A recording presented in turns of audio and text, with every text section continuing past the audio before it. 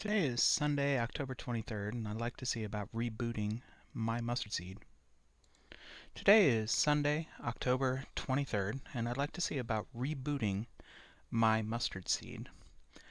Just to describe what I mean by mustard seed, it is a reference to a couple of verses in the Bible. I did an online search, or a Bible Gateway search in the New International Version for mustard seed, and I found two references in Matthew and Luke, and one reference in Mark. Two of the three in Matthew and Luke describe the mustard seed in terms of what you can do with faith to dispel a demon or to uproot a mulberry plant, or to tell a mountain to go from here to there. So our first example is Kingdom of Heaven was mentioned in Matthew 13. This is what Jesus said. He told them another parable. The kingdom of heaven is like a mustard seed, which a man took and planted in his field. Though it is the smallest of all seeds, yet when it grows, it is the largest of the garden plants and becomes a tree, so that the birds come and perch in its branches. So, this is kind of the idea of the kingdom of heaven as an idea to be planted. This isn't something that would be considered miraculous. The fact that seeds grow into trees is a beautiful thing, but it is not anything supernatural, just natural. Alright, so what does it say about the kingdom of heaven in Mark 4?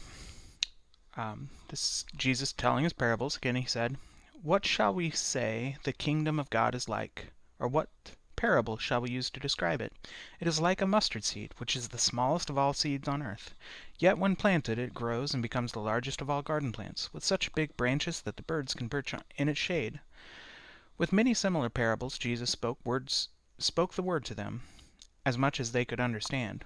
He did not say anything to them without using a parable, but when he was alone with his disciples, he explained everything. Again, there is no miracle or impossible thing being described here, just a seed that is cared for, allowed to grow, so that when you take care of it and nurture it, it becomes something that pays that nurturing forward. And then in Luke, then Jesus asked, "What is the kingdom of God like? What shall I compare it to? It is like a mustard seed, which a man took and planted in his garden. It grew and became a tree, and the birds perched in its branches." Again he asked, "What shall I compare the kingdom of God to? It is like yeast that a woman took and mixed into about 60 pounds of flour until it worked all through the dough." Once again, this expresses the kingdom of heaven as being something almost entirely mundane. That is, if it is miraculous at all, it is nothing more than the miraculousness of life itself. The other two references to the mustard seed are not about the kingdom of heaven, but rather how faith is used to 1. Dispel demons, and 2. Uproot and replant mulberry trees in the sea. I feel like this section is somewhat encoded not to be looked at as kind of an allegory for getting things done. Namely, this question of whether we should use an excuse of "I'm no miracle worker," or if we still have responsibilities to perform miracles, even though we're not Jesus. Dispelling a demon, Matthew 17:14-20. When they came to a crowd, a man approached Jesus and knelt before him. "Lord, have mercy on my son," he said. "He has seizures and is suffering greatly. He often falls into the fire or into the water. I brought him to your disciples, but they could not heal him." Jesus responds kind of pretty critically here. "You unbelieving and perverse generation," Jesus replied, "how long shall I stay with you? How long shall I put up with you? Bring the boy here to me." Jesus rebuked the demon, and it came out of the boy, and he was healed at that moment.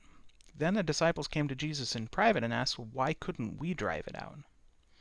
He replied, "Because you have so little faith.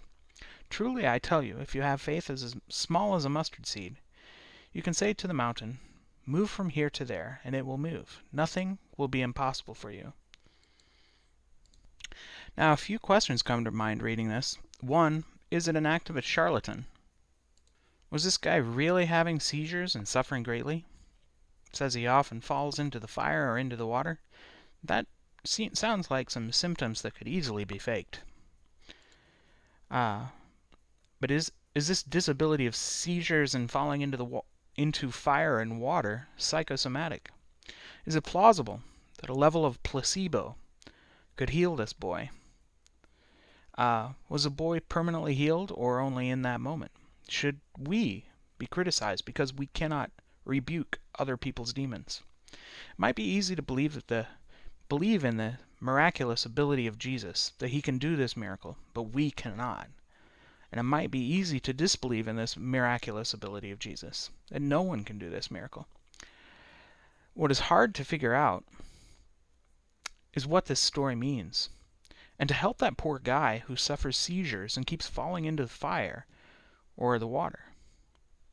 So let's look for an opportunity to recognize the Father who is asking for our aid on the behalf of his Son, who seems to suffer seizures and fall into fire and water.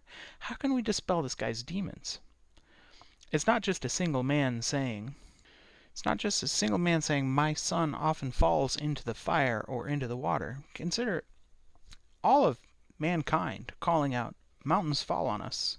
The high places of wickedness will be destroyed. Thorns and thistles grow up cover their altars, and then they will say to us, mountains, cover us, and the hills fall on us. I will say, mountains, fall on us, and to the hills cover us. They called to the mountains and the rocks, fall on us, and hide us from the face of him who sits on the throne, and from the wrath of the Lamb. What I want to make the case for here is that these aren't the sort of things the healthy people say. It's not exactly like someone who has seizures and falls into fire and water, but it's somewhat like it. Instead of praying for salvation, these are examples of people praying for the opposite, to be crushed by the mountains. And for what purpose? Is it out of some kind of existential guilt? What seizure or psychosis is making people so suicidal? Maybe not a literal suicidalness, but at least a figurative one, making them perhaps ask for things, pray for things that will destroy them. I'm trying to think of some specific examples. Don't know if these are perfect, but number one, distrust in politicians. Make people vote for politicians promising to do nothing, or promising to make their lives worse. Since you don't believe the one who's saying they'll work to make your life better, you vote for the one who you believe is honest when he says he'll make your life worse. Second thing, asking for greater and greater secrecy in order to hide what we're doing from each other, giving those who actually intend to do harm better and better cover of real crime, to hide things about your life that you might be embarrassed or ashamed about, but aren't really hurting anyone. Instead of having an earnest discussion of the direction we would like to go in society, we overfocus on criticizing those we envy, or maybe shaming those we don't envy. In any case, I just feel like I see a lot of hypocritical judgments cast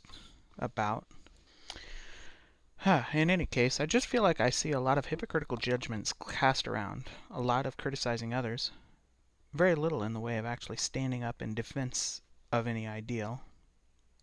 Alright, so let's move on to Luke chapter 17, verse 5 through 10.